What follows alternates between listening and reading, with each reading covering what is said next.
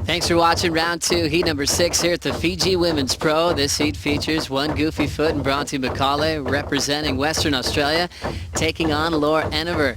She'll be surfing Cloudbreak on her backhand, and she represents a place called North Narrabeen.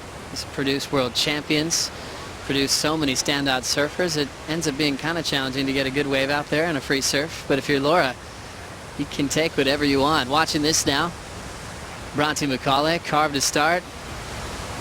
Another front side fading cutback, just keeping that flow going down the line. She's going to take the low road for the finish. Taps it shut real quick before she runs out of water. She's one of those dangerous call-ups on the top 17, and we realized that when she took out Sally Fitzgibbons in round 2 at Snapper Rocks.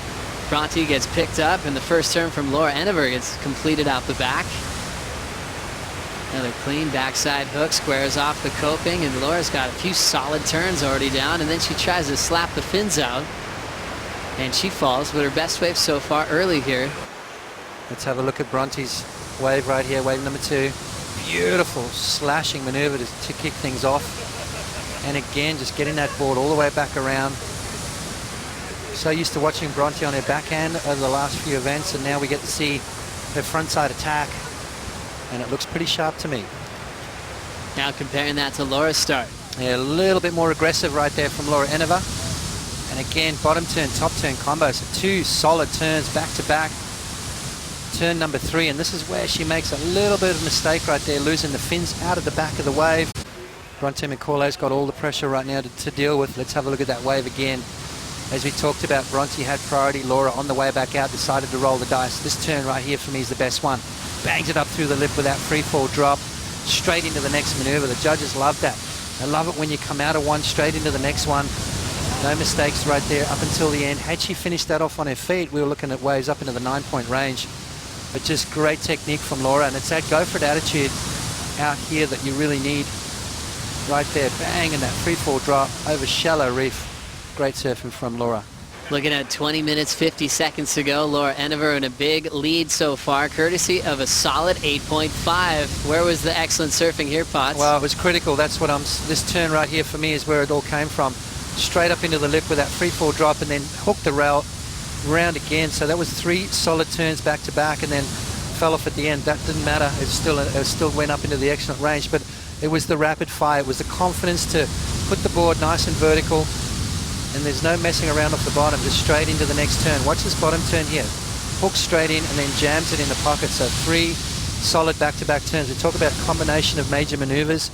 That fit right into the judging scale right there, and it fit right into that excellent range. We'll at least find 4 quarterfinalists, if not all our quarterfinalists today, Joey. Looking forward to seeing what's to come. Thank you, Ronnie and Jesse Miley-Dyer, making that quick call for round 3 action, and we're absolutely loving it. Winners in round 3, like Ronnie was alluding to, go straight into the quarterfinals. The set of fireworks for tomorrow. Coming back into this one, Bronte McCauley with a lot of speed. She'll get out, trying to hunt some solid scores to break this heavy combo that Laura put down right at the opening exchange. Enever now up. Now Laura just waiting for her opening strike. Another great connection off the lip. Deep bottom turn. There's the carve for the former world junior champ, and she kicks out. But just waiting for some kind of special wave at Cloudbreak to open up to get back to form in this heat. McCauley trying to fight back as we had a little bit of action during the break pots. Yeah, you know, Bronte's got to get moving right now. Obviously running out of time. 11 minutes remaining. This is going to hopefully shut the gap a little bit, chip it away at that 15.842 wave total. Let's have a look at the judging tower view right here. You can see the wind starting to affect it just a little bit. Bronte, nice clean turn off the bottom. And again, I love that wraparound cutback, just getting herself back into the power source. This wave not really standing up on the inside and not really playing ball for Bronte right there at 5.67. Not enough to get herself out of that combo. Yeah, you know, it's a daunting prospect for the top seeds to surf against the unknown. You know, it's they'd probably prefer to surf against someone they really know how the game works. Now touching the rail just to check out this left is Laura Enever. And she'll fly out of the sky and go down on her first turn. Still has McCauley comboed, so a little bit of room to breathe there. 9:15 remaining. Previous wave for Laura, 4-5, didn't change her top two. Now here comes Bronte looking to capitalize. Ton of open face, solid pocket to work with. Drills that first turn off the top. Hits it harder on the second effort. Now hammering it on the third to finish. Little different lines and change-ups on each maneuver, but had power to match. Bronte starting to make her comeback. That was a great wave right there from Bronte McCauley. 3 solid turns. Nice, clean, smooth approach. I love that low center of gravity style that she's got. And connected beautifully with those waves. Now Laura Enever has her turn. This wave well overhead on the takeoff. All setup work so far. Now a big hammer in the pocket. She'll let go again. It doesn't look like she's rattled at the moment. Obviously, have a look at this wave right here. Nice, clean. It sort of had a bit of white water, but then got nice and clean. Beautiful opening maneuver. Straight off the bottom again. It jams it in the pocket. So that's 2 solid turns back to back. And a third one to finish. Nice and critical. Kind of got the fins out the back of that wave there. A little free fall drop. So the judges are going to have a good long hard look at this one. I think this wave could definitely claw her way out of that combo situation. And I think we may have a hit on our hands once that score gets locked in, Joe. Great decisions from McCauley.